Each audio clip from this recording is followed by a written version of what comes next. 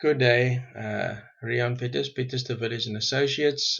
Just another video which I think may be very applicable. I've decided to make one or two more shorter videos. It's easier to watch, quicker to watch, and I think that one must try and get specific messages across from time to time. There are one or two issues which have come up on our WhatsApp employment law group, which I would like to quickly just give some clarity on. And the first that I want to have a look at is the whole question regarding disciplinary action.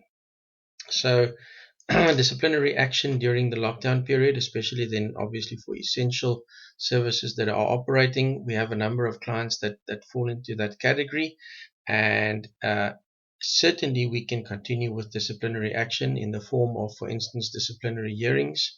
It seems to be that there is a notion that disciplinary hearings will not be able to be conducted nowadays with all the tools that we have available, like WhatsApp, video call, like Skype. Certainly it is quite possible to continue with disciplinary hearings. A detailed hearing report afterwards will simply just note that, for instance, the chairperson did it via video WhatsApp call or via Skype. So certainly for those of you who thought that disciplinary action is totally suspended for this period, that definitely is not the case. We have had one or two serious instances where we have already continued with disciplinary action, so that is quite possible. Secondly, in this video, I'd like to just quickly address the whole issue regarding severance pay. Those employers that are contemplating doing retrenchments, it is very important, and I have mentioned this in a previous video, that you make provision for the severance packages to be paid.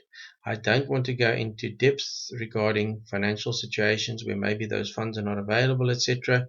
But in principle, the fact that you are retrenching during this specific period, being a lockdown period or during this crisis period, does not take the onus away from an employer to pay a severance package, which the minimum the law requires obviously is 1 week for each year of completed service with that particular employer, and a notice month.